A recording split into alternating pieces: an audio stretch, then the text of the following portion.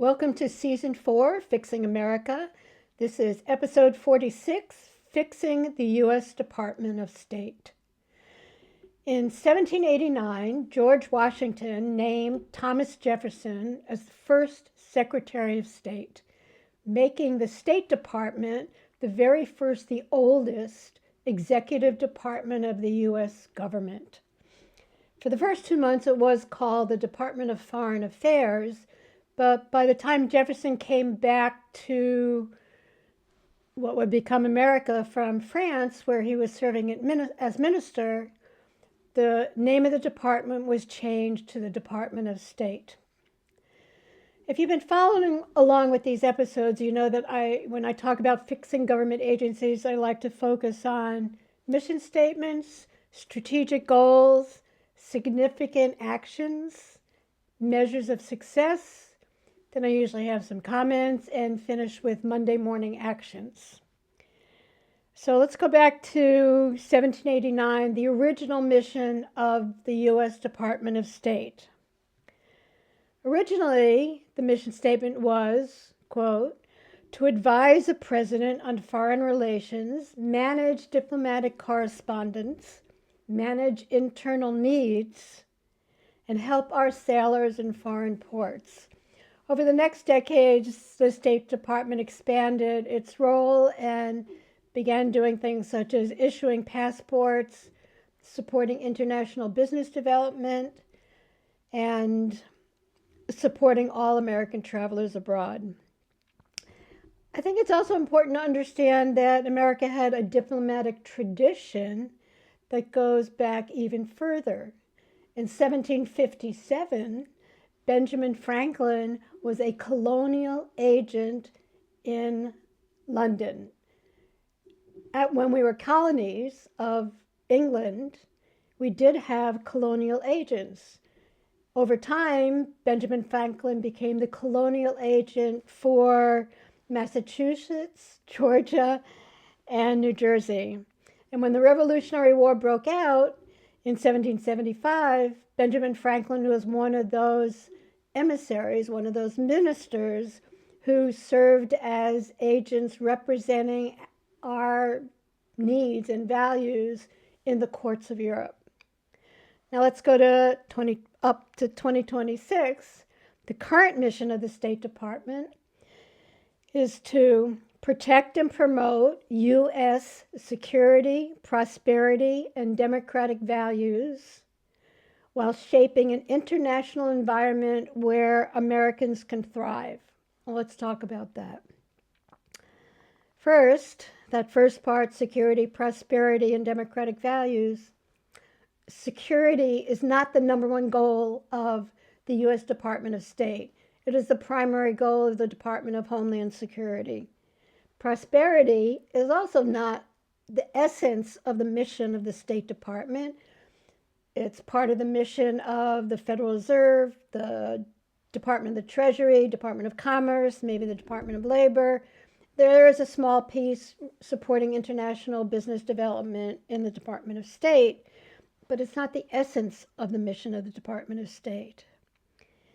As for democratic values, we're a democracy in danger, so I'm not sure what democratic values we're actually supporting. Now, the second part of the current mission statement, shaping an international environment where Americans can thrive, is also not happening. This is 2026. We've started a war of choice in Iran.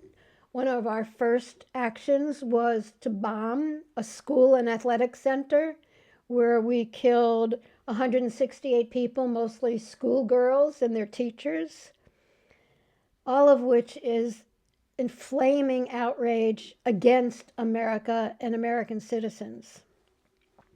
So think about it. If that had happened here, if some country had been dropping bombs and explosive drones on our schools, our universities, our athletic centers, our farms, our apartment buildings, we would be outraged and likely feeling pretty vengeful. So even when we get to a ceasefire in the Mideast and a ceasefire in Iran and hopefully a ceasefire in Gaza, and even if it stops some of the immediate death and destruction, that kind of trauma and pain and outrage isn't going to be fixed with ceasefires. This will become the burden of the next Secretary of State and many secretaries of state following that, because it will take generations to solve that, fix that, soften that kind of rage and trauma. Another part of why the current State Department is not fulfilling this mission of ensuring an international environment where Americans can thrive is that we have driven expertise out of the State Department. There's been a mass recall of U.S. ambassadors. There's been a departure of over 1,300 Foreign Service professionals. So the people with deep knowledge of conflict zones, of histories, of cultures, of key players are being driven out of the State Department and the Foreign Service Institute. So instead, we've created a Foreign Service Institute where donations, corporate influence, political connections, big money is more important than deep knowledge of conflict zones. So, what's the fix? We can begin by redefining the mission of the Department of State. And it's interesting to me that in like other departments that I've been talking about, it's a good idea to go back to the original mission of when that department was first created. So I think in 2026, a lot of what was the original mission, adding a key strategic goal of supporting peace building, becomes the essence of the mission of the Department of State. So I would suggest that the mission is to advise the president on foreign relations, diplomacy, and peace building, along with supporting Americans traveling abroad, encouraging international business development, providing humanitarian aid, managing internal needs, and I think improving communication with the American people about this diplomatic tradition. So that kind of mission statement would translate easily to a set of strategic goals. 1, advise the president in foreign relations, diplomacy, and peace building. 2, support Americans traveling abroad. 3, support international business development. 4, provide humanitarian aid. 5, elevate the Foreign Service Institute, which trains diplomats and foreign affairs professionals. 6, I think we need to add back that original from 1789 mission of managing internal needs, somehow figuring out how to improve communication across states. For example, Mississippi has figured out a lot about dramatically improving their education systems. What's the mechanism to share that knowledge with other states? Maryland has made dramatic progress in reducing juvenile crime. What is the structure for communicating and sharing that knowledge across America? So I do think this, what was an old original element of the mission statement, then got dropped, needs to come back in, managing internal needs. And last, I think the 7th strategic goal would be improving communication. Americans do not understand much about our history, let alone our history with our allies. They don't understand much about our diplomatic tradition, and I think that's part of what the State Department needs to do. So there are 4 additional points that I want to make. The first one is about measures of success. How do we know that the State Department is doing the right thing? What data are we collecting? What numbers are we reaching for? What does success look like? And that's a long conversation, but at least part of it has to be reducing the number of conflicts, reducing the number of deaths in conflict zones, reducing the number of children dying of malnutrition. So it's an involved conversation, but we do have to think about what exactly is the measure of success for the Department of State. The second comment I want to make is talking about my mentor and friend, Ambassador John McDonald. When he was alive and he was appointed ambassador by both Ronald Reagan and Jimmy Carter. He represented the United States at many world conferences and negotiating many international treaties, including treaties on clean drinking water, the taking of hostages, on aging, and on disabled persons. And more important, I think, when he was at the State Department, he developed the training for the Foreign Service Institute. And he was focused on international diplomacy, especially international negotiating styles that would revolve around unique cultures and histories. Another contribution he made was after he retired and after leading the Iowa Peace Institute, which was around the time that we met, he was already outlining his model for multi-track diplomacy. So his point was that it's not just track one representatives like prime ministers and secretaries of state that negotiate ceasefires and truces and do that work of peace building on the ground. There's multiple tracks. It's individual citizens, it's conflict resolution experts, it's business leaders, religious leaders. Ambassador MacDonald also negotiated ceasefires with warlords and crime lords. So we need to think about diplomacy as occupying many different tracks of people, not just track one, secretaries of state and prime ministers.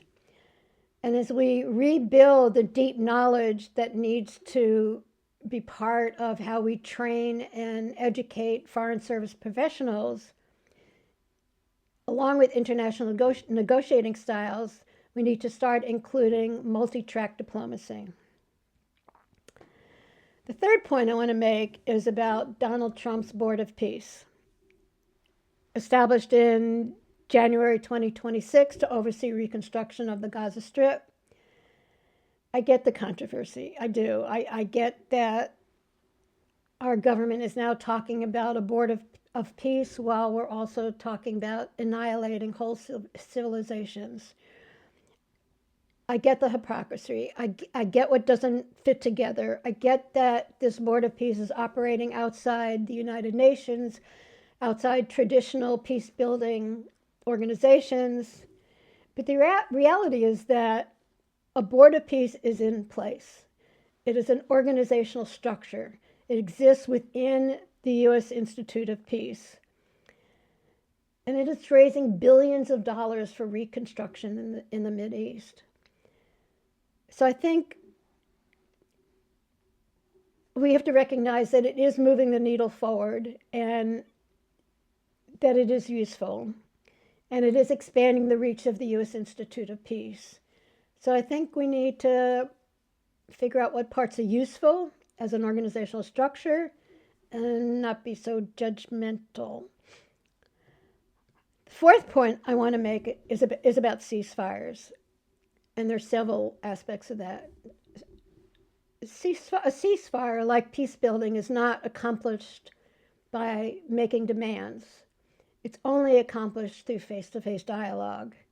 And you can't demand the terms of a ceasefire. It has to be negotiated through face-to-face dialogue.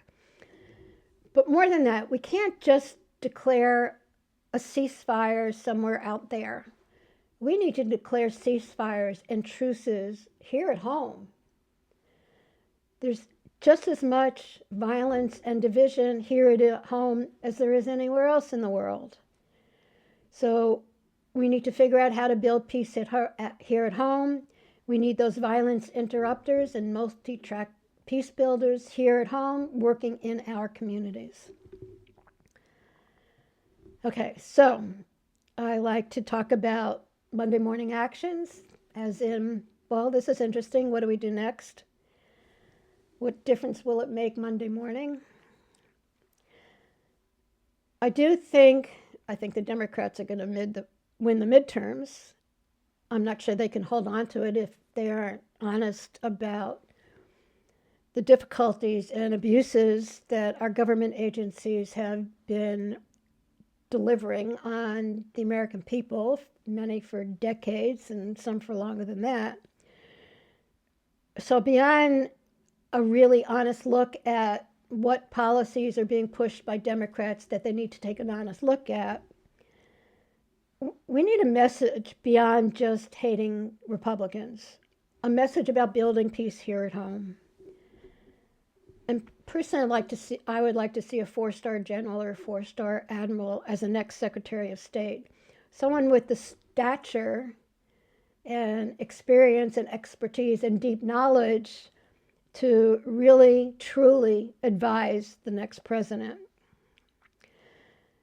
The second point that I want to make about Monday morning actions is I want to address the peace builders and conflict resolution experts out there on multiple tracks. I think so. My message is take a breath, get ready, because we will need you and we will support you after the midterms as we start looking at ways to build peace here at home.